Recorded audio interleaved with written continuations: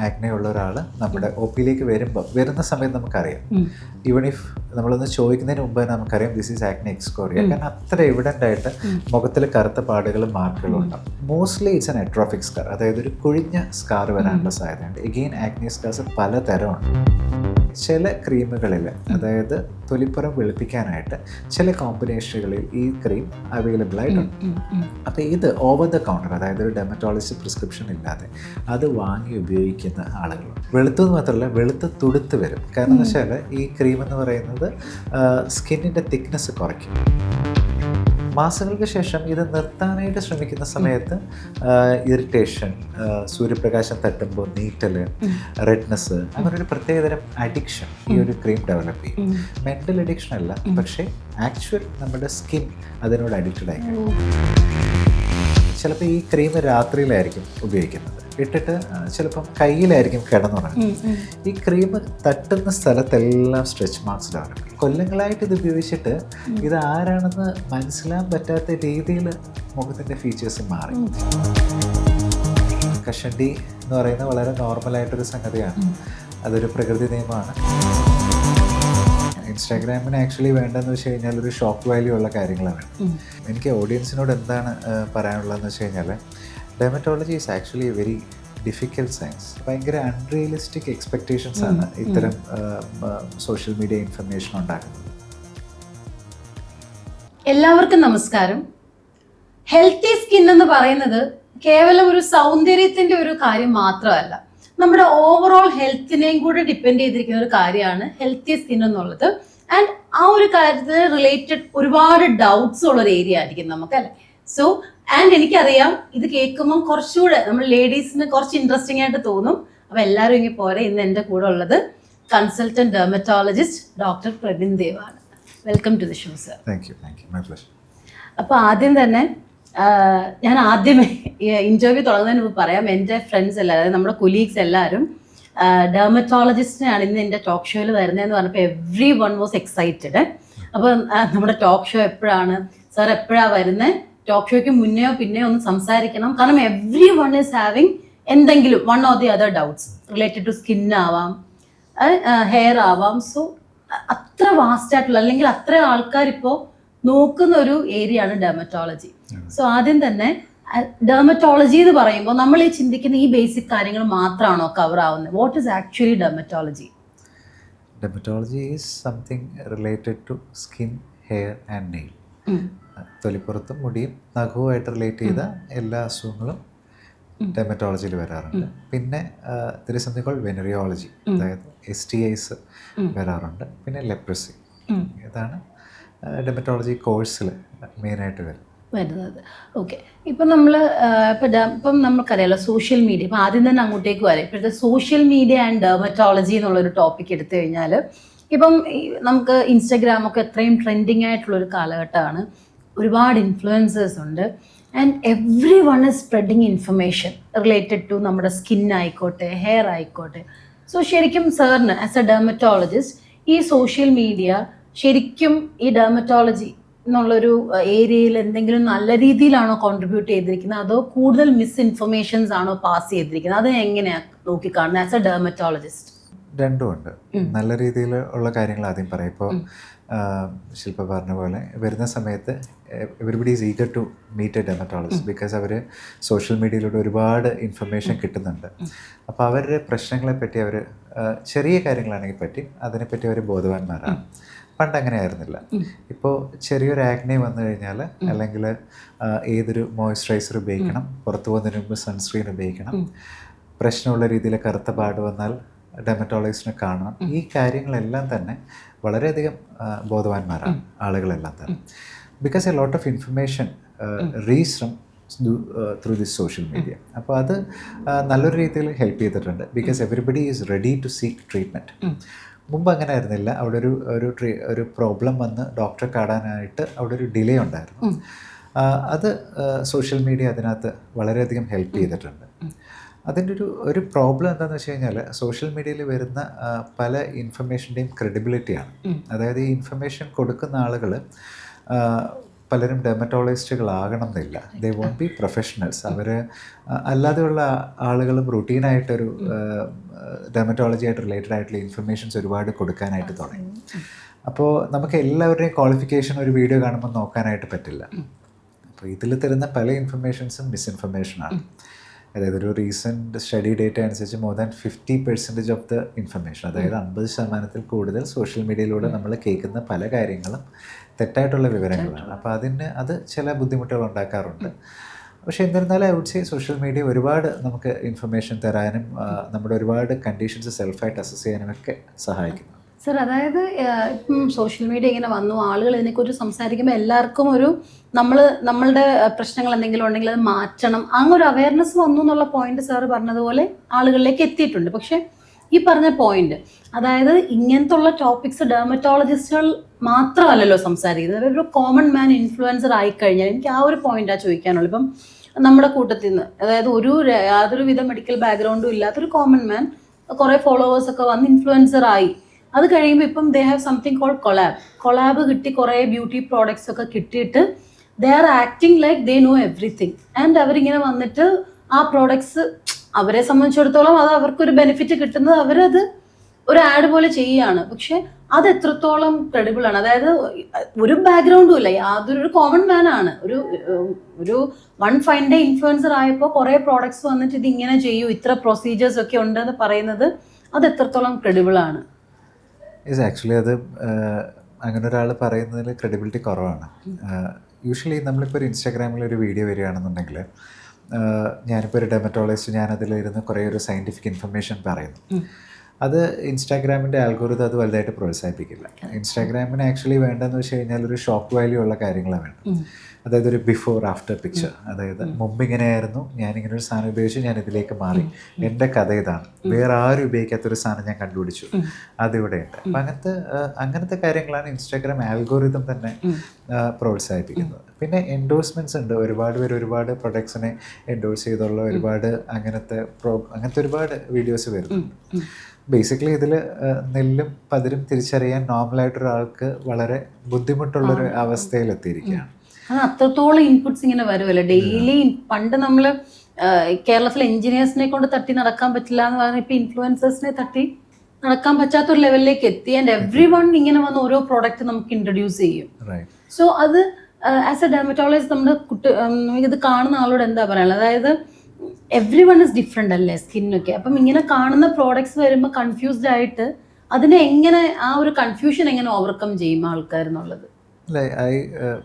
What I have to, എനിക്ക് ഓഡിയൻസിനോട് എന്താണ് പറയാനുള്ളതെന്ന് വെച്ച് കഴിഞ്ഞാൽ, dermatology is actually A very difficult science. അതായത് എല്ലാ സ്കിൻ കണ്ടീഷൻസും ഒരുപോലെ ഇരിക്കും, എല്ലാവരുടെയും സ്കിൻ ഒരുപോലെ ഇരിക്കും. അതിൽ ചെറിയ മൈന്യൂട്ട് കാര്യങ്ങളിൽ വെച്ചിട്ടാണ് നമ്മളത് ഡിഫറൻഷ്യേറ്റ് ചെയ്യുന്നത് തന്നെ. Actually it's very difficult to diagnose and treat dermatology. അപ്പോൾ ഒരുപാട് നാളത്തെ ട്രീറ്റ്മെൻറ്റ് വേണ്ടുന്ന ഒരു സയൻസാണ്. അപ്പോൾ ഇതിനെപ്പറ്റി അറിയാത്ത ഒരാൾ ഇത്ര ബുദ്ധിമുട്ടിയിട്ട് ഡെർമറ്റോളജിസ്റ്റുകൾ ചെയ്യുന്നൊരു കാര്യം അവരിങ്ങനെ പറയുമ്പോൾ അതിന് എത്രത്തോളം ക്രെഡിബിലിറ്റി ഉണ്ടാവും നമ്മൾ സ്വന്തമായിട്ട് ആലോചിക്കണം. അറ്റ് പ്രസൻറ്റ് നമുക്കിത് തടയാനായിട്ടുള്ളൊരു ഒരു മെക്കാനിസം ഇപ്പോൾ ഇല്ല. അപ്പോൾ ഇപ്പം ഇങ്ങനെയുള്ളൊരു ഇത്രയും സോഷ്യൽ മീഡിയ മിസ്ഇൻഫർമേഷൻ ഉള്ളൊരു സമയത്ത് നമ്മളത് സ്വന്തമായിട്ട് തന്നെ നമ്മുടെ ഒരു ഐക്യു ഉപയോഗിച്ച് നമ്മൾ ചിന്തിക്കണം. ഇത് ആക്ച്വലി കുറച്ച് ബുദ്ധിമുട്ടായിട്ടുള്ള ഡെർമറ്റോളജിസ്റ്റുകൾ നോക്കി ചികിത്സിക്കുന്ന ഇങ്ങനൊരു അസുഖത്തിന് ഇത്ര എളുപ്പത്തിൽ മാറ്റാൻ പറ്റുന്ന രീതിയിലുള്ള കാര്യങ്ങൾ വന്നു കഴിഞ്ഞാൽ അത് ആക്ച്വൽ ആയിരിക്കുമോ, അത് എൻ്റെ ശരീരത്തെ ഞാൻ ഉപയോഗിച്ച് നോക്കുന്നതിന് മുമ്പ് ഒന്ന് എപ്പോഴും അത് ആലോചിച്ചിട്ട് ചെയ്യാമെന്നുള്ളതാണ്. ഇപ്പം നമ്മൾ ഇൻഫ്ലുവൻസേഴ്സിൻ്റെ കാര്യം പറയുന്നത് കോമൺ മാൻ ഇൻഫ്ലുവൻസർ ആയിട്ട് ഇങ്ങനത്തെ ഇൻഫർമേഷൻസ് പാസ് ചെയ്യുന്നത് പറഞ്ഞു. ഇനി അതേപോലെ ഇപ്പം ഫേക്ക് പ്രാക്ടീഷണേഴ്സും ഉണ്ടാവാമല്ലോ. ഇപ്പം പ്രാക്ടീഷണർ ആണെന്ന് തന്നെ വന്ന രീതിയിൽ ചിലപ്പം വീഡിയോസ് ചെയ്യുന്നവരും ഉണ്ടാകും, കാരണം ലക്ഷക്കണക്കിന് വീഡിയോസ് വരുവാണല്ലോ. സോ നമുക്കൊരു ജെനുവിൻ ആൻഡ് ഫേക്ക് പ്രാക്ടീഷണർ എന്ത് ക്വാളിഫിക്കേഷൻ നമ്മൾ എന്ത് നോക്കിയിട്ടായിരിക്കണം ഒരാളുടെ ഇൻഫർമേഷൻ എടുക്കേണ്ടത് ഒരു ഡെർമറ്റോളജിസ്റ്റിൻ്റെ? ഡെർമറ്റോളജി എന്ന് പറഞ്ഞു കഴിഞ്ഞാൽ അതിൻ്റെ ഡിഗ്രി എന്താണെന്ന് പറഞ്ഞു കഴിഞ്ഞാൽ ഒരു MBBS കഴിഞ്ഞതിന് ശേഷം ഡെർമറ്റോളജി, വെനറിയോളജി ആൻഡ് ലെപ്രസി എന്ന് പറയുന്നതിൽ ഒരു ഡിഗ്രിയും കൂടെ ഉള്ള ഒരാളായിരിക്കണം. 3 years പഠിച്ചിട്ടുള്ള ഒരാളായിരിക്കണം. അതും അതിൻ്റെ ഇൻറ്റേൺഷിപ്പൊക്കെ ചെയ്ത ആളായിരിക്കണം. അപ്പോൾ അതെന്ന് പറയുന്നത് MD ആകാം, DNP ആകാം, അല്ലെങ്കിൽ ഡിപ്ലോമ ആകാം. ഇതെല്ലാം ആക്ച്വൽ ഡിഗ്രീസാണ്. പക്ഷേ ഇതല്ലാതെയുള്ള ഒരുപാട് പേര് ഇതിനെപ്പറ്റി സംസാരിക്കുന്നുണ്ട്. അപ്പോൾ എപ്പോഴും ചെയ്യേണ്ട ഒരു കാര്യം എന്ന് വെച്ച് കഴിഞ്ഞാൽ നിങ്ങളൊരു ഒരു ഒരു ഇങ്ങനത്തെ ഒരു ഇൻഫ്ലുവൻസറെ കാണുകയാണെങ്കിൽ അല്ലെങ്കിൽ നിങ്ങളൊരാളെ മീറ്റ് ചെയ്യണം, ഒരു ഡോക്ടറെ മീറ്റ് ചെയ്യുകയാണെങ്കിൽ തന്നെ ചോദിക്കുക. ഡോക്ടർ, അപ്പോൾ നമ്മൾ ഇപ്പോൾ പറഞ്ഞല്ലോ കോമൺ മാൻ ഒരു ഇൻഫ്ലുവൻസർ ആയിട്ട് മിസ്ഇൻഫർമേഷൻ പാസ് ചെയ്യുന്ന അല്ലെങ്കിൽ ഒരുപാട് ഇൻഫർമേഷൻ ഇങ്ങനെ കൊടുക്കുന്നതിനെ കുറിച്ച് നമ്മളിപ്പോൾ പറഞ്ഞു. അതേപോലെ തന്നെ നമുക്കറിയത്തില്ലല്ലോ, ചിലർ റിയൽ പ്രാക്ടീഷണേഴ്സ് ആണെന്ന് ഫേക്ക് ഐഡിയയിൽ വന്നിട്ട് റിയൽ ഡെർമറ്റോളജിസ്റ്റുകളെ പോലെ വന്നും ആളുകളെ ചീറ്റ് ചെയ്യാൻ ചാൻസസ് ഹൈ ആണ്. കാരണം ആരും അതിൻ്റെ ക്രെഡിബിലിറ്റി തപ്പിപ്പോകുന്നൊരു കാലമല്ല ഇപ്പോൾ, എല്ലാം ഇങ്ങനെ കേട്ട് വിടുന്ന സമയമാണ്. സോ ശരിക്കും ഒരു റിയൽ പ്രാക്ടീഷണറെ നമ്മൾ എങ്ങനെ തിരിച്ചറിയും? How to identify? You should look for the qualification. ഇത് നേരിട്ടൊരു ഡോക്ടറെ കാണുമ്പോഴാണെങ്കിലും അല്ലെങ്കിൽ നമ്മളൊരു പീസ് ഓഫ് ഇൻഫർമേഷൻ കിട്ടുവാണെങ്കിലും ഇത് തരുന്ന ആളുടെ ക്വാളിഫിക്കേഷൻ എന്താണെന്നുള്ളതാണ്. ഒരു ഡെർമറ്റോളജിസ്റ്റ് എന്ന് പറഞ്ഞു കഴിഞ്ഞാൽ അദ്ദേഹത്തിന് ഒരു MD ഉണ്ടാവും, അല്ലെങ്കിൽ ഒരു DNP അല്ലെങ്കിൽ ഒരു ഡിപ്ലോമ. ഇതൊരു പോസ്റ്റ് ഗ്രാജുവേറ്റ് ഡിഗ്രിയാണ് ഇൻ ഡെർമറ്റോളജി, വെനറിയോളജി ആൻഡ് ലെപ്രസി ഉണ്ടാവും. അപ്പോൾ അങ്ങനത്തെ ഉള്ളവരാണ് ഡെർമറ്റോളജിസ്റ്റ് എന്ന് പറയുന്നത്. അപ്പോൾ അവർ ഡിഗ്രി ഉള്ള ഒരാളാണോ ഇത് തരുന്നത് എന്നുള്ളത് നോക്കുക. നേരിട്ടൊരു ഡോക്ടറെ കാണുമ്പോഴാണെങ്കിലും ഡോക്ടറോട് ചോദിക്കുക, ഡോക്ടറുടെ ക്വാളിഫിക്കേഷൻ എന്താണ്. നമ്മൾ ഒരു പ്രൊസീജിയർ ചെയ്യാൻ പോകുന്നതിന് മുമ്പ്, അതൊരു ലേസർ പ്രൊസീജിയർ ആയിക്കോട്ടെ അല്ലെങ്കിൽ ഒരു PRP ആയിക്കോട്ടെ, അത് ചെയ്യുന്നതിന് മുമ്പ് അത് ചെയ്യുന്ന ഡോക്ടറുടെ ക്വാളിഫിക്കേഷൻ എന്താണ് എന്നുള്ളത് ചോദിക്കുക. അതിന് നമ്മൾ മടി കാണിക്കേണ്ട ആവശ്യമില്ല. ഒരു ഡെർമറ്റോളജിസ്റ്റിനാണ് നിങ്ങൾ കാണാൻ പോകുന്നതെന്നുണ്ടെങ്കിൽ അത് പുറത്ത് ഒരു ഡോക്ടറുടെ ക്ലിനിക്കിൻ്റെ മുന്നിലാകട്ടെ അല്ലെങ്കിൽ ഡോക്ടറുടെ ടേബിളിൽ ഏതാണ് ഡിഗ്രി നമുക്ക് മനസ്സിലാവും. അങ്ങനെ എവിടെയും കണ്ടില്ല എന്നുണ്ടെങ്കിൽ പ്ലീസ് ആസ്ക്. എനിക്ക് ഈ മരുന്ന് തരുന്ന ആൾ അല്ലെങ്കിൽ എനിക്ക് പ്രൊസീജിയർ ചെയ്യാൻ പോകുന്ന ആൾ എന്ത് ക്വാളിഫിക്കേഷൻ ഉള്ള ആണെന്നറിയാനുള്ള ഒരു റൈറ്റ് എല്ലാ പേഷ്യൻറ്റിനും ഉണ്ട്. അപ്പോൾ അത് ചോദിച്ചതിന് ശേഷം നിങ്ങൾ കൺവിൻസ്ഡ് ആവുകയാണെന്നുണ്ടെങ്കിൽ മാത്രം ഗോ ഹെഡ്. ഓക്കെ സർ, അതേപോലെ നമ്മളിപ്പം ഈ ഇൻസ്റ്റഗ്രാമിലൊക്കെ ഏറ്റവും കൂടുതൽ, അതായത് ഡെർമറ്റോളജി പറഞ്ഞ പോലെ പല ട്രീറ്റ്മെൻറ്റ്സിൻ്റെയും പരസ്യങ്ങൾ നമ്മളിങ്ങനെ കാണുവാണ്. ഇപ്പം നമുക്ക് ഫില്ലേഴ്സ്, പലതരം ഫില്ലേഴ്സുകളുടെ, അല്ലെങ്കിൽ പിന്നെ ഡെന്തൽ വേറെ അലൈനേഴ്സ്, ഇങ്ങനെ പലതിൻ്റെ ഒരുപാട് പരസ്യങ്ങൾ ഇങ്ങനെ വരുവാണ്. എന്നിട്ട് ഇത് ചെയ്ത ഇൻഫ്ലുവൻസേഴ്സിനെയും കൂടെ അവർ നമ്മളെ കാണിച്ചു തരും. സോ അവർക്ക് വന്ന ബ്യൂട്ടിഫുൾ ചേഞ്ചസ് വന്നിട്ട് ഡോക്ടറിൻ്റെ അടുത്തേക്ക് ആളുകൾ ഇത് ചെയ്യണം എന്ന് പറഞ്ഞ് വരാറുണ്ടോ? നമുക്ക്, അതായത് ഇപ്പം പേഷ്യൻസ് തന്നെ വന്നിട്ട് ഞങ്ങൾക്ക് ഇതാണ് ആവശ്യം എന്ന് പറയുന്ന ഒരു ലെവലിലേക്ക് എത്തി, അങ്ങനെ വരാറുണ്ടോ? വരാറുണ്ട്, തീർച്ചയായിട്ടും വരാറുണ്ട്. ബിക്കോസ് സോഷ്യൽ മീഡിയയിൽ അത്രയധികം ഇത്തരം കണ്ടന്റുകളുണ്ട്. അപ്പോൾ പേഷ്യൻസ് പൊതുവേ ബേസിക്കലി ഒരു പേഷ്യൻ്റ് ഡോക്ടർ ഇൻട്രാക്ഷൻ എങ്ങനെ ആയിരിക്കണം എന്ന് വെച്ചാൽ, പേഷ്യൻ്റ് വന്ന് ഡോക്ടറോട് എനിക്ക് ഇങ്ങനെ ഒരു പ്രശ്നമുണ്ട് എന്നുള്ളതാണ് പറയേണ്ടത്. പക്ഷേ ഇപ്പോൾ വരുന്നത് അങ്ങനെയല്ല. ഡോക്ടർ എനിക്ക് ഇന്ന ഒരു പ്രൊസീജിയർ ചെയ്യണം, എനിക്കൊരു പീല് ചെയ്യണം, അല്ലെങ്കിൽ എനിക്ക് ലേസർ ചെയ്യണം, അല്ലെങ്കിൽ എനിക്ക് PRP ചെയ്യണം, അങ്ങനെ പറഞ്ഞിട്ടാണ് പേഷ്യൻ്റ് വരുന്നത്. അതിൽ കാരണം എന്ന് വെച്ചാൽ സോഷ്യൽ മീഡിയയിൽ ഇത്രയും ഇൻഫർമേഷനാണ്. അപ്പോൾ അത് പേഷ്യൻ്റ് തന്നെ എനിക്ക് വേണ്ടുന്ന ട്രീറ്റ്മെൻറ്റ് എന്താണെന്ന് സെലക്ട് ചെയ്യാണ്, അല്ലെങ്കിൽ പതുക്കെ അത് കണ്ട് ആൽഗോരിതം നമുക്ക് തോന്നിപ്പിക്കുകയാണ് നമുക്ക് ഇങ്ങനൊരു ട്രീറ്റ്മെൻറ്റ് ആവശ്യമാണെന്ന് തോന്നിപ്പിച്ചിട്ടാണ് പേഷ്യൻ്റ് വരുന്നത്. പക്ഷെ അങ്ങനെ നമുക്ക് പ്രാക്ടീസ് ചെയ്യാനായിട്ട് പറ്റില്ല. എപ്പോഴും ഒരു പേഷ്യൻ്റ് വരുമ്പോൾ വളരെ സമാധാനത്തിൽ അവരുടെ നീഡ് എന്താണെന്ന് മനസ്സിലാക്കിയതിന് ശേഷം ഒരു പ്രോപ്പർ ഹിസ്റ്ററി ടേക്കിങ്ങിലൂടെ നമുക്ക് മനസ്സിലാക്കാവുന്നേ ഉള്ളൂ പേഷ്യൻ്റെ പ്രോബ്ലം എന്താണെന്നുള്ളത്. അപ്പോൾ അവിടെ ഒരു ഡയഗ്നോസിസ് വേണം. അതായത് പേഷ്യൻ്റ് എന്താണ് ബുദ്ധിമുട്ട്, ആക്നെയാണോ ബുദ്ധിമുട്ട്, പിഗ്മെൻറ്റേഷനാണോ ബുദ്ധിമുട്ട്, ഹെയർ ഗ്രോത്ത് ആണോ ബുദ്ധിമുട്ട്. അപ്പോൾ അത് മനസ്സിലാക്കി ഒരു ഡയഗ്നോസിസ് ആയിട്ട് ആ ഡയഗ്നോസ് എന്താണെന്ന് പേഷ്യൻറ്റിനെ പറഞ്ഞ് മനസ്സിലാക്കി അതിൻ്റെ ട്രീറ്റ്മെൻറ്റ് ഓപ്ഷൻസ് എന്താണെന്ന് പേഷ്യൻറ്റിനോട് എക്സ്പ്ലെയിൻ ചെയ്തിട്ട് പേഷ്യൻ്റ് പറയുന്ന പ്രൊസീജിയർ അതിലൊരു ട്രീറ്റ്മെൻറ്റ് ഓപ്ഷൻ ആണെങ്കിൽ വെൽ ആൻഡ് ഗുഡ്. അതിൻ്റെ ഒരു ഡീറ്റെയിൽസ് എല്ലാം പറഞ്ഞു കൊടുത്ത് അതിൻ്റെ സൈഡ് എഫക്ട്സ് എല്ലാം പറഞ്ഞ് കൺവിൻസ്ഡ് ആവുകയാണ്, അതിൻ്റെ ഗുണങ്ങളും ദോഷങ്ങളും എല്ലാം മനസ്സിലാക്കി പേഷ്യൻറ്റ് മുന്നോട്ട് പോകാൻ പറ്റും. പക്ഷേ പേഷ്യൻ്റ് ഈ ആവശ്യപ്പെടുന്ന പ്രൊസീജിയർ പേഷ്യൻറ്റിൻ്റെ ഒരു കണ്ടീഷൻ്റെ ഒരു ട്രീറ്റ്മെൻറ്റിൻ്റെ ഭാഗമല്ല എന്നുണ്ടെങ്കിൽ we'll have to say no to that. അല്ലാതെ അവരും എന്താ പറയുക ഫോളോ ചെയ്യുന്ന ഇൻഫ്ലുവൻസർ ഫില്ലർ ചെയ്തു എന്ന് പറഞ്ഞിട്ട് ഒരിക്കലും ഒരു പ്രോപ്പർ ഡെർമറ്റോളജിസ്റ്റ് വന്ന് ചെയ്തു കൊടുക്കൂല. പറ്റില്ല. ശരിക്കും ഡോക്ടർ, നമ്മളിപ്പം ഒത്തിരി ഇങ്ങനത്തെ ഫേഷ്യൽ ട്രാൻസ്ഫോർമേഷൻസ് കോമൺ ആയിക്കൊണ്ടിരിക്കുകയാണ്. ശരിക്കും സാറിന് എന്താ തോന്നുന്നത്, എങ്ങനെയുള്ള ആളുകളാണ് ഇത് ചെയ്യേണ്ടത് ശരിക്കും?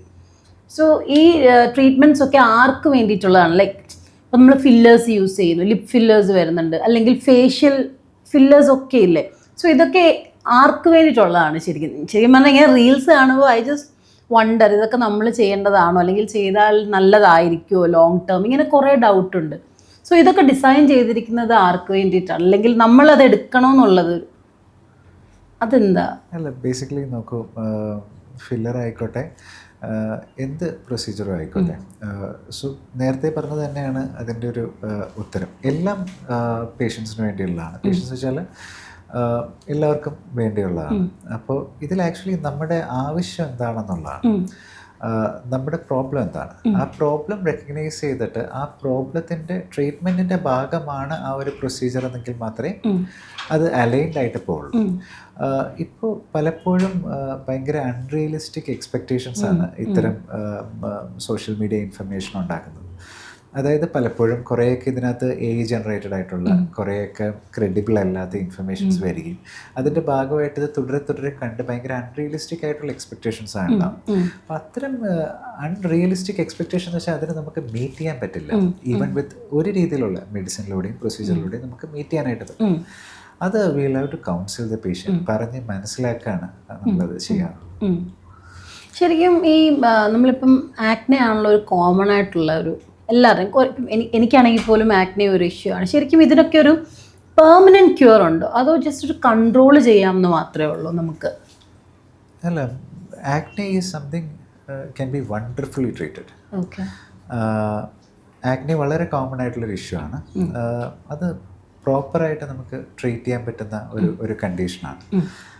പലപ്പോഴും പ്രോബ്ലം സംഭവിക്കുന്നത് എന്താണെന്ന് വെച്ച് കഴിഞ്ഞാൽ, ആക്നെ എന്ന് പറഞ്ഞാൽ നമ്മൾ വിചാരിക്കുന്നത് ചിലപ്പോൾ ആക്നെ ആയിരിക്കില്ല, വേറെ എന്തെങ്കിലും സ്കിൻ കണ്ടീഷൻ ആകാം. ഓക്കെ, സോ ഒരു പേഷ്യൻ്റ് ഒരു ആക്നെ ആയിട്ട് നമ്മുടെ അടുത്തേക്ക് വരുമ്പോൾ ശരിക്കും ഒരു ലീഷൻ, ആക്നെ എന്നല്ല ഏതൊരു ലീഷനായിട്ട് നമ്മുടെ അടുത്തേക്ക് വരുമ്പോഴും നമ്മളൊരു കുറച്ച് സ്റ്റെപ്സ് ഫോളോ ചെയ്യും. ഫസ്റ്റ് സ്റ്റെപ്പ് എന്താണെന്ന് വെച്ച് കഴിഞ്ഞാൽ, വളരെ ഒരു ഇൻ ആൻഡ് ഔട്ട് ഒരു ഹിസ്റ്ററി എടുക്കും. എന്താണ് ശരിക്കുള്ള പ്രോബ്ലം എന്നുള്ളത് ഒരു ട്രീറ്റിംഗ് ഫിസിഷ്യന് മനസ്സിലാവണം.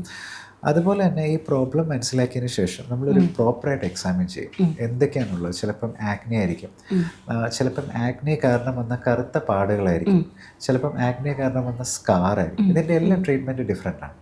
അപ്പോൾ ഇത് ചിലപ്പം തൊലിപ്പുറത്തെ മുഖത്തിന് മാത്രമായിരിക്കില്ല, ശരീരത്തിലും ആക്നെ ഉണ്ടാവും.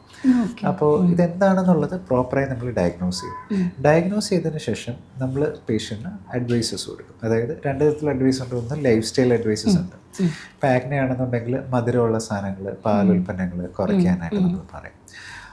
അതുകൂടാതെ ബാക്കി നമ്മൾ എന്തൊക്കെ ലൈഫ് സ്റ്റൈൽ അഡ്വൈസസ്, ചിലവർക്ക് PCOS-ആയിട്ട് ബന്ധപ്പെട്ട് അങ്ങനെ ഒരു അഡൽട്ട് ഹോർമോണൽ ആക്നെ പിക്ചർ ആയിരിക്കും. അപ്പോൾ അവർക്ക് BMI കുറയ്ക്കാനായിട്ടുള്ള കാര്യങ്ങൾ, ഒരു റെഗുലർ വർക്കിംഗ് ഔട്ട്, അതുപോലെ ചിലവർക്ക് ഡയറ്ററി, അതെല്ലാം നമ്മൾ ഒന്ന് റെക്ടിഫൈ ചെയ്യും. അതിനുശേഷം ട്രീറ്റ്മെൻറ്റ് ഓപ്ഷൻസ് എന്തൊക്കെയാണെന്ന് നമ്മൾ പറയും. ടാബ്ലറ്റ്സ് ഉണ്ടാവും, ടോപ്പിക്കൽ ഏജൻസ്, അതായത് തൊലിപ്പുറത്ത് ഉപയോഗിക്കുന്ന ഏജൻസ് ഉണ്ടാവും, പ്രൊസീജിയറുകളുണ്ടാവും. ഇതെല്ലാം നമ്മൾ പേഷ്യൻസിന് എക്സ്പ്ലെയിൻ ചെയ്യും. അതിനുശേഷം നമ്മൾ പറഞ്ഞ് മനസ്സിലാക്കുന്ന ഒരു കാര്യം എന്ന് വെച്ച് കഴിഞ്ഞാൽ, ഇതൊന്നും മാജിക് അല്ല. ഇതെല്ലാം തന്നെ ഒരു പ്രോട്ടോക്കോൾ പ്രകാരമുള്ള ട്രീറ്റ്മെൻറ്റാണ്.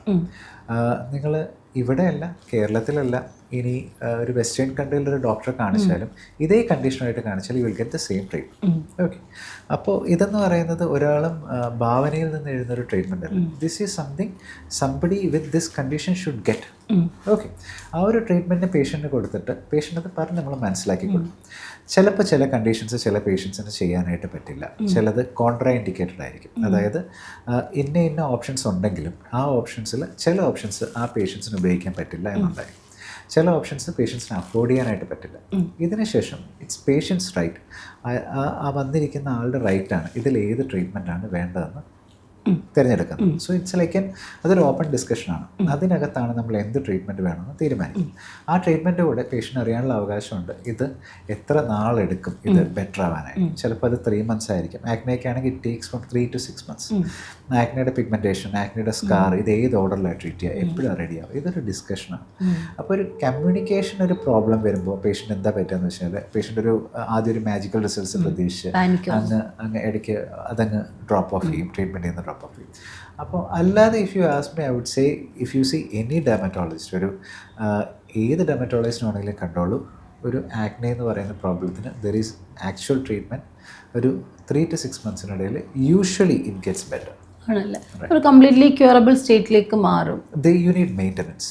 അതായത് ചിലപ്പോൾ നമ്മുടെ ഉള്ളിൽ ഹോർമോണലായിട്ടുള്ള പ്രശ്നങ്ങൾ കൊണ്ടോ, അല്ലെങ്കിൽ നമ്മുടെ ഡയറ്ററി ഹാബിറ്റ്സ് കൊണ്ടോ, അല്ലെങ്കിൽ നോർമലി തന്നെ ഇപ്പോൾ ഒരു 18-year-old പേഴ്സൺ ആണെന്നുണ്ടെങ്കിൽ അത് ആക്നെ വരുന്ന ഏജാണ്. അപ്പോൾ അത് വീണ്ടും വരാനായിട്ടുള്ള സാധ്യതയുണ്ട്. At that time you need maintenance. Maintenance usually നമ്മൾ ക്രീമുകളായിട്ടാണ് തരും. ആ ക്രീമുകളിലൂടെ അത് മെയിൻറ്റെയിൻ ചെയ്ത് പോകുക എന്നുള്ളതാണ്. ഇവിടെയാണ് കമ്മ്യൂണിക്കേഷൻ്റെ ഇമ്പോർട്ടൻസ്. കാരണം നമ്മൾ പ്രോപ്പറായിട്ട് കമ്മ്യൂണിക്കേറ്റ് ചെയ്തില്ല എന്നുണ്ടെങ്കിൽ ഇത് ട്രീറ്റ്മെൻറ്റ് എല്ലാം കഴിഞ്ഞിട്ട് ആൾ പോവും, പിന്നെ ഇതങ്ങ് മറന്നേ പോവും. അപ്പം മെയിൻ്റനൻസ് ഇല്ല എന്നുണ്ടെങ്കിൽ ഇത് തിരിച്ചു വരും, ഇറ്റ് റെക്കേഴ്സ്. അപ്പോൾ അത് again it becomes A headache for the patient. So ഇപ്പം അതേപോലെ പണ്ടൊരു മിത്താണ് നമ്മൾ ഇപ്പം എനിക്ക് തന്നെ ഒത്തിരി മുഖക്കുരു ഉള്ള ആളാണ്. എനിക്ക് ഈ പറഞ്ഞ പീരീഡ്സ് ആയപ്പോൾ തൊട്ടാണ് ഇങ്ങനെ പിമ്പിൾസ് വരാൻ തുടങ്ങി. പക്ഷെ ഞാൻ ഇതുവരെ ഒരെണ്ണം പോലും അത് ബ്രേക്ക് ചെയ്യുകയോ ഒന്നുമേ ചെയ്തിട്ടില്ല. പക്ഷെ എല്ലാം ഈ സ്കാർസ് പോലെയും ഓപ്പൺ പോഴ്സ് പോലെയുമായി. പക്ഷേ എല്ലാവരും വിചാരിക്കുന്നത് ഇത് കുത്തി പൊട്ടിച്ചിട്ട് ഇങ്ങനെ വന്നതാണെന്നാണ്, പക്ഷെ അല്ല. സോ അതിൻ്റെ റീസൺ എന്തായിരിക്കും? ആക്ച്വലി ആക്നെ കുത്തിപ്പൊട്ടിക്കുന്നതിനാണ് നമ്മൾ ആക്നെ എക്സ്കോറിയ എന്ന് പറയുന്നത്. It's actually A condition. അതായത് ഒരു പേഷ്യൻ്റ് ഒരു ആക്നെ ഉള്ള ഒരാൾ നമ്മുടെ ഒ പിയിലേക്ക് വരുന്ന സമയത്ത് നമുക്കറിയാം.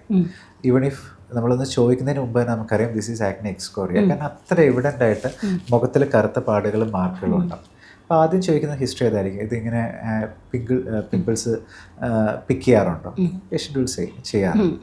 പക്ഷെ അത് മാത്രമല്ല, ആക്നെ എന്ന് പറഞ്ഞു കഴിഞ്ഞാൽ what is happening is there is an inflammation. ഒരു പിമ്പിൾസിനകത്ത് റെഡ് ആയിട്ടുള്ളൊരു ഇൻഫ്ലമേഷനാണ് നടക്കുന്നത്. ഒരു ഇൻഫ്ലമേഷൻ ഉണ്ടാകുന്നതിൻ്റെ ഭാഗമായിട്ട് നമ്മൾ ഒന്നും ചെയ്യുന്നില്ല, അത് ബെറ്ററായി വരികയാണെങ്കിൽ അവിടെ ഒരു സ്കാർ വരാനായിട്ടുള്ള സാധ്യതയുണ്ട്. Mostly it's an atrophic scar, അതായത് ഒരു കുഴിഞ്ഞ സ്കാർ വരാനുള്ള സാധ്യതയുണ്ട്. എഗെയിൻ ആക്നെ സ്കാർസ് പലതരമുണ്ട്. ഐസ്പിക് സ്കാർസ് ഉണ്ട്, റോളിംഗ് സ്കാർസ് ഉണ്ട്, ബോക്സർ, ഒരുപാട് ഡീറ്റെയിലിംഗ് ഉണ്ട്. പക്ഷേ അവിടെ ഒരു അട്രോഫിക് ആയിട്ടുള്ള ഒരു കുഴിഞ്ഞൊരു സ്കാർ വരാനായിട്ടുള്ള സാധ്യതയുണ്ട്. അപ്പോൾ അതും കൂടെ ഒഴിവാക്കാൻ വേണ്ടിയിട്ടാണ് നമ്മൾ എന്ത് ചെയ്യുന്നത്, പ്രോപ്പറായിട്ട് ആക്നെ ട്രീറ്റ് ചെയ്യണമെന്ന് പറയുന്നത്. അല്ലെങ്കിൽ പിന്നെ ഇത്രയും സ്കാറിങ് ആക്ച്വലി ആക്നെ ട്രീറ്റ് ചെയ്യുന്നതിനെക്കാട്ടിലും ഒരുപാട് ബുദ്ധിമുട്ടാണ് ട്രീറ്റ് ചെയ്യാനായിട്ട്. Acne is something that is easily treatable. അത് സ്കാറിലേക്ക് പോകുമ്പോൾ അതിൻ്റെ ട്രീറ്റ്മെൻറ്റ് അഗെയിൻ ഡിഫിക്കൽട്ട് ആവാം. കുറച്ചുകൂടെ കൂടുതൽ പ്രൊസീജിയേഴ്സ്, കൂടുതൽ ടൈം, പേഷ്യൻ്റെ ടൈം എല്ലാം അതിൽ സ്പെൻഡ് ചെയ്യേണ്ടതായിട്ട് വരും. അതുകൊണ്ടാണ് ആക്നെ ആ ഒരു സമയത്ത് തന്നെ ട്രീറ്റ് ചെയ്യണം, ഇനീഷ്യൽ സ്റ്റേജ് തന്നെ ട്രീറ്റ് ചെയ്യണം, അതിൻ്റെ മെയിൻ്റനൻസ് എടുത്ത് പോകണം. അതിൻ്റെ ഒരു ഇമ്പോർട്ടൻസ് എന്ന് പറയുന്നത് അതാണ്. ഒരു പോസ്റ്റ് ആക്നെ സീക്വലി ഒഴിവാക്കാൻ വേണ്ടിയിട്ടാണ് നമ്മളത് പ്രോപ്പറായി ട്രീറ്റ് ചെയ്ത് പോകണമെന്ന് പറയുന്നത്. ഇപ്പം എൻ്റെ കൂട്ട് ഓപ്പൺ പോഴ്സ്, ഇപ്പം ഈ സാറ് പറഞ്ഞ പോലെ തന്നെ ഞാൻ കുത്തി പൊട്ടിച്ചിട്ട് വന്നതല്ല, അല്ലാതെ ആ ഒരു ഹോള് പോലെ അങ്ങനെ ആയതാണ്. സോ ഇപ്പം എൻ്റെ കൂട്ടൊരു കണ്ടീഷനിൽ വന്നാൽ how long will it take to ഇതൊന്ന് മാറാൻ വേണ്ടിയിട്ട്, അല്ലെങ്കിൽ ഈ ഒരു എഫക്റ്റ് കുറയ്ക്കാൻ എത്ര ടൈം എടുക്കുമായിരിക്കും? സ്കാർ ട്രീറ്റ്മെൻറ്റ് ആക്ച്വലി നമ്മൾ ഓരോ ഇൻഡിവിജ്വൽ സ്കാർ എങ്ങനെയാണെന്ന് നോക്കിയിട്ടാണ് ട്രീറ്റ് ചെയ്യുന്നത്. അതിൽ ലേസേഴ്സ് ഉണ്ടാവും, അതിൽ ചെറിയ ഇഞ്ചെക്റ്റബിൾസ് ഉണ്ടാവും, അതല്ലാതെയുള്ള ചില ടെക്നിക്സുകളുണ്ടാവും. അത് ഓരോ സ്കാറിനനുസരിച്ചാണ് നമ്മൾ ചെയ്യുന്നത്. Usually scar treatment is something that requires time.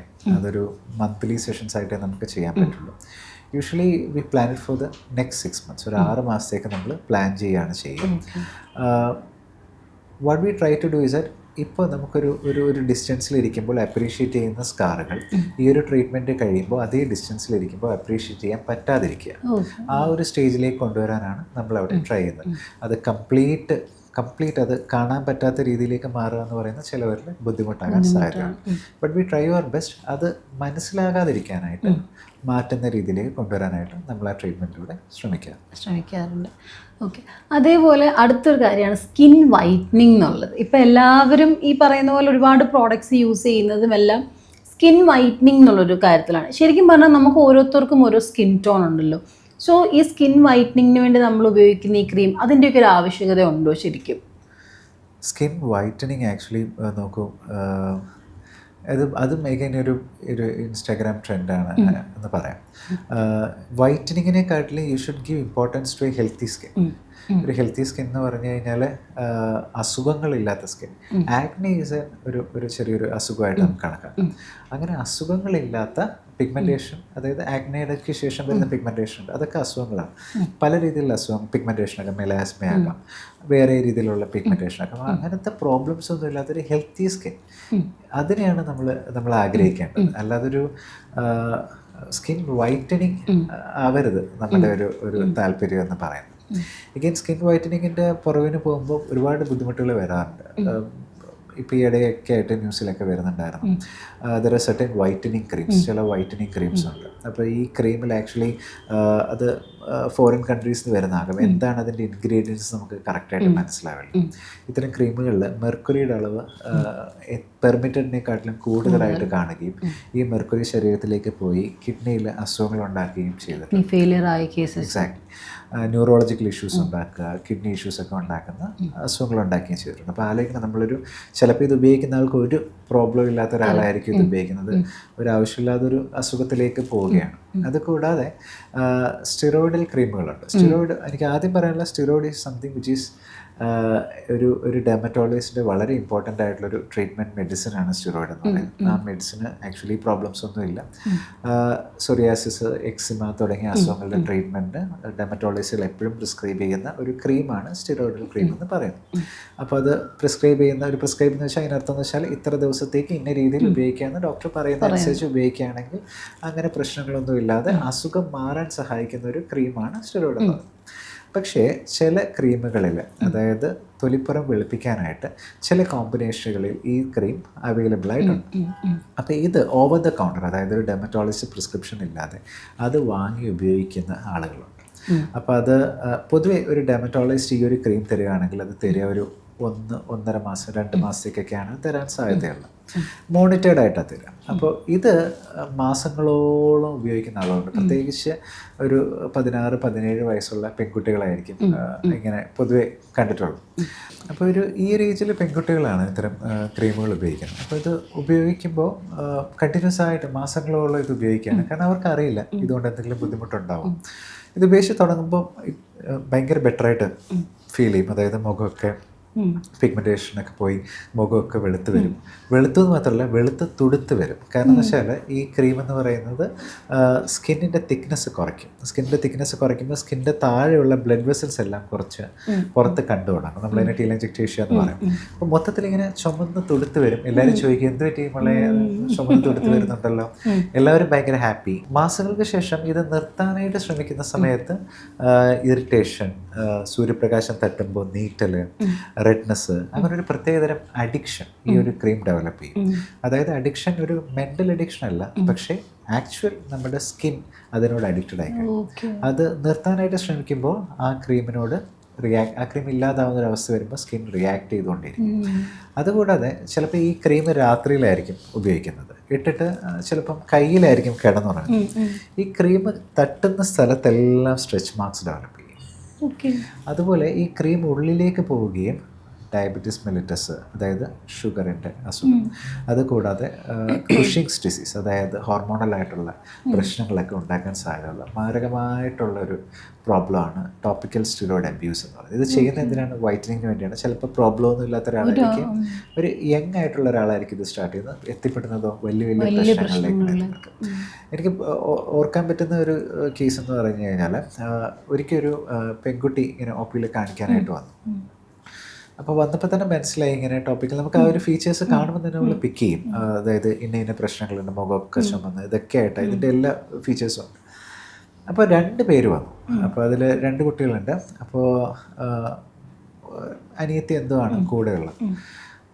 അപ്പോൾ ഇതെല്ലാം കഴിഞ്ഞ് ഇതെല്ലാം ട്രീറ്റ് ചെയ്ത് പോകാൻ നേരത്താണ് ഞാനിതെല്ലാം പറഞ്ഞു, കൗൺസിൽ ചെയ്തു, ഇത് സ്റ്റോപ്പ് ചെയ്യുന്നതിൻ്റെ ആവശ്യകത, സ്റ്റോപ്പ് ചെയ്യുമ്പോൾ എങ്ങനെയാണിത് സ്റ്റേജ് ബൈ സ്റ്റേജ് ആയിട്ട് നമ്മളത് മുന്നോട്ട് പോകുന്നത്, ഇതെല്ലാം ഡിസ്കസ് ചെയ്തിട്ട് പോകാൻ നേരത്തെ എനിക്ക് മനസ്സിലാവുന്നത് these 2 people are identical twins. ഇവർ 2 ഐഡൻറ്റിക്കൽ ട്വിൻസ് ആണ്. അപ്പോൾ അത് കൊല്ലങ്ങളായിട്ട് ഇത് ഉപയോഗിച്ചിട്ട് ഇത് ആരാണെന്ന് മനസ്സിലാൻ പറ്റാത്ത രീതിയിൽ മുഖത്തിൻ്റെ ഫീച്ചേഴ്സ് മാറി. ഭയങ്കര ഏജ്ഡായി, ഭയങ്കര റിങ്കിൾഡായി, ഭയങ്കര തിന്നായി സ്കിന്ന്. അത്ര ആ ഒരു രീതിയിലൊക്കെ പ്രോബ്ലംസ് ഉണ്ടാക്കുന്നുണ്ട്.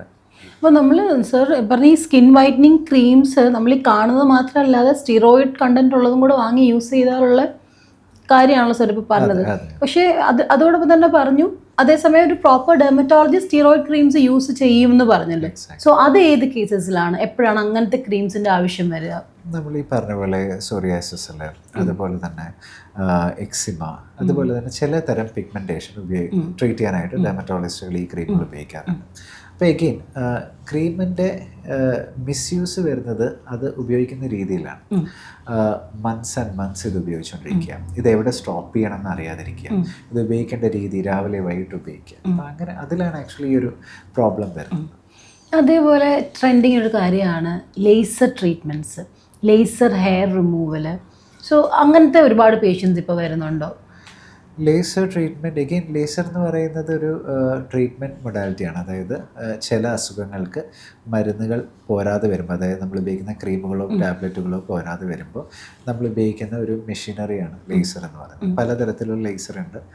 നമ്മുടെ ഹെയർ റിമൂവലിന് വേണ്ടിയുള്ള ലേസർ ഉണ്ട്, ആക്നയുടെ ട്രീറ്റ്മെൻറ്റിന് വേണ്ടി ഉപയോഗിക്കുന്ന CO2 അങ്ങനത്തെ ലേസർ ഉണ്ട്, പിഗ്മെൻറ്റേഷന് വേണ്ടി ഉപയോഗിക്കുന്ന ലേസർ ഉണ്ട്, ടാറ്റു പിഗ്മെൻറ്റ് റിമൂവ് ചെയ്യാനായിട്ട് യൂസ് ചെയ്യുന്ന ലേസർ.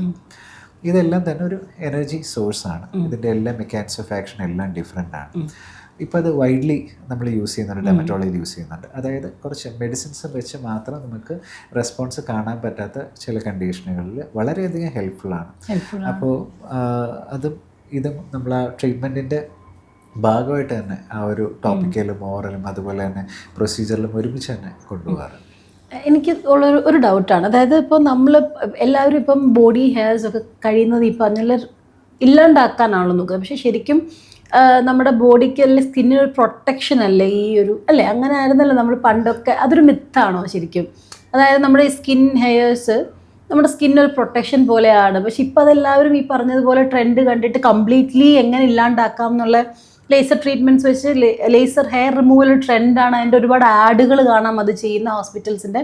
സോ അത് ശരിക്കും ഹെയർ റിമൂവ് ചെയ്യേണ്ട ഒരു ആവശ്യകതയുണ്ടോ? ലൈക്ക് അതോ അതിപ്പം ഓരോരുത്തരുടെ ജോബിൻ്റെ, ഇപ്പം ലൈം ലൈറ്റിലൊക്കെ നിൽക്കുന്നവരാണെങ്കിൽ അത് ഡിമാൻഡ് ചെയ്യുന്നുണ്ടല്ലോ അവരുടെ പ്രൊഫഷൻ.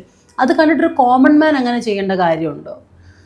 ആക്ച്വലി അത് ഓരോരുത്തരുടെ പ്രിഫറൻസ് ആണ്. അപ്പോൾ ചിലവർക്ക് ഭയങ്കരമായിട്ടുള്ള ഹെയർ ഗ്രോത്ത് ഉണ്ടാകാം.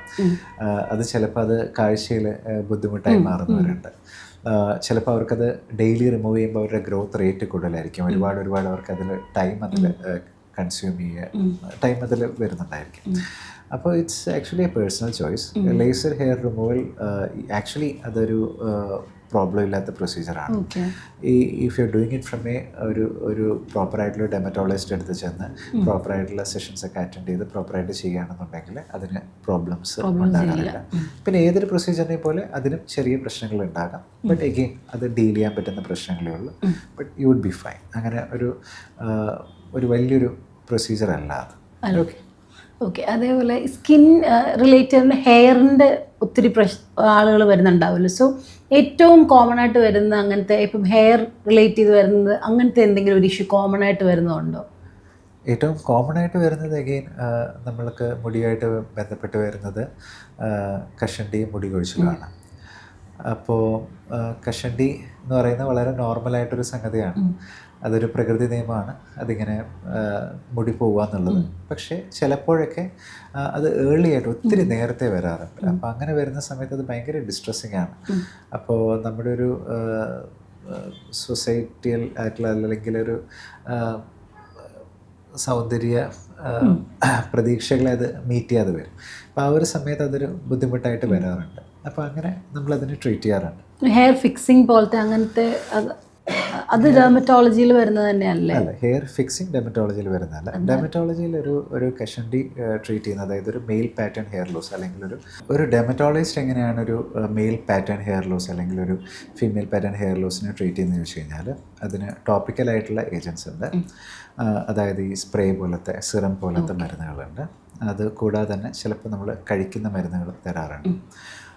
PRP, GFC, എക്സസോംസ്, അങ്ങനെ കുറച്ച് റീജനറേറ്റീവ് ട്രീറ്റ്മെൻ്റ് ഉണ്ട്. അതായത് ഹെയർ ഫോളിക്കിൾ ഇപ്പോഴും അവിടെ അവശേഷിക്കുന്നുണ്ടെന്നുണ്ടെങ്കിൽ ശരിക്കും എന്താ സംഭവിക്കുന്നത് വെച്ചാൽ നമ്മുടെ ഹെയർ ഫോളിക്കിൾ ചെറുതായി പോവാണ്, മിനിയേച്ചറൈസ്ഡ് ആയിട്ട് പോവാണ്. അപ്പോൾ ഇപ്പോഴും അതിൻ്റെ ബാക്കി അവിടെ ഉണ്ടെന്നുണ്ടെങ്കിൽ അതിനെ തിരിച്ചു കൊണ്ടുവരാൻ സഹായിക്കുന്ന രീതിയിലുള്ള ട്രീറ്റ്മെൻറ്റാണ് ഈ PRP, GFC, എക്സസോംസ് എന്നൊക്കെ പറയുന്നത്. അതിന് റീജനറേറ്റീവ് ട്രീറ്റ്മെൻറ്റ് എന്ന് പറയുന്നത് അത് ചെയ്യാറുണ്ട്. അതുകൂടാതെ തന്നെ ഹെയർ ട്രാൻസ്പ്ലാന്റ് എന്ന് പറയുന്ന സർജറി ചെയ്യാറ്. അതായത് നമ്മുടെ ബാക്കിൽ നിന്ന് സ്വന്തം മുടിയെടുത്ത് മുന്നിലേക്ക് വെച്ച് പിടിപ്പിക്കാറുണ്ട്. അപ്പോൾ അവിടെ ഹെയർ റൂട്ട്സ് ഇല്ല എന്നുണ്ടെങ്കിൽ പിന്നെ നമ്മൾ ട്രീറ്റ്മെൻറ്റ് എടുത്തിട്ട് കാര്യമില്ല. So will go for A surgery. അതാണ് ഹെയർ ട്രാൻസ്പ്ലാന്റ് സർജറി എന്ന് പറയുന്നത്.